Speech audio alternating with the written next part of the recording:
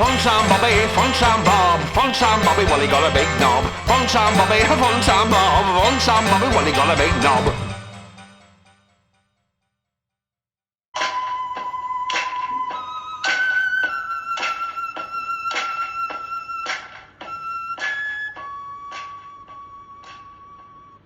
And that was Mouldy Old Joe, a song from the very early 70s by Lieutenant Pigeon.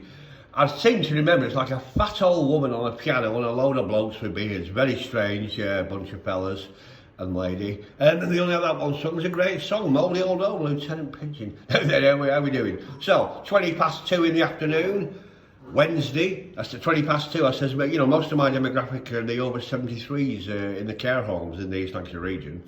And they'll mostly be asleep now. Oh, there'll be hardly anyone listening now. So I thought it'd be a good time to tell this little story, a little anecdote I've got for you, true story. I'm out yesterday, I'm in Lidl, down the middle aisle, looking for the, you know, the bargains and stuff that comes in, hardware mainly. And I bumped into my friend Derek. Derek, lovely fella, I've known him for years.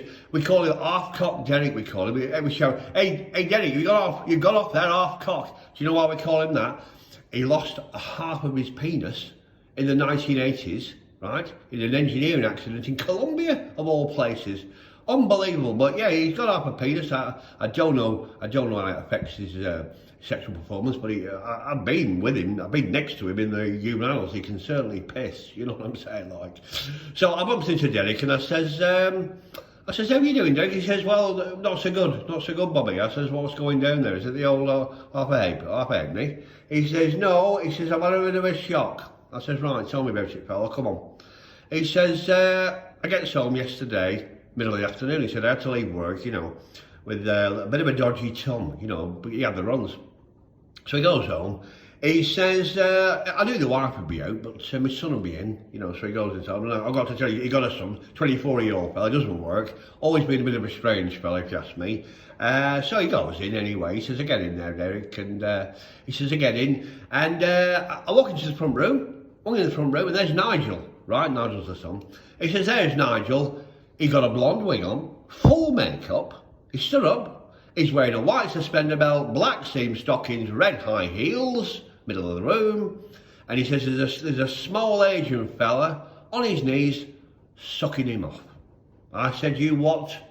He said he was sucking him off. My son was stood to attention, dressed as a woman, receiving what can only be described as fellatio. I said, you are kidding me, Derek.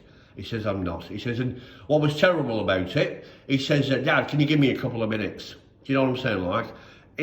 He said, I went out. He says, I know what was going on there. You know, he says, he clearly finished him off.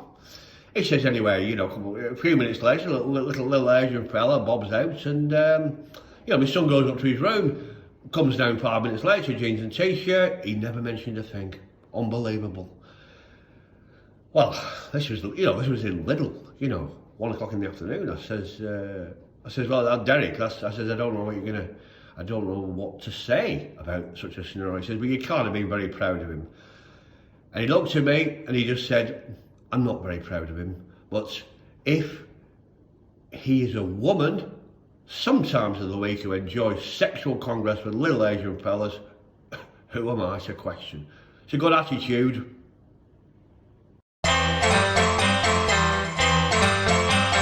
Fun-time Bobby, fun-time Bob, fun-time Bobby, well he got a big knob. Fun-time Bobby, fun-time Bob, fun-time Bobby, well he got a big knob.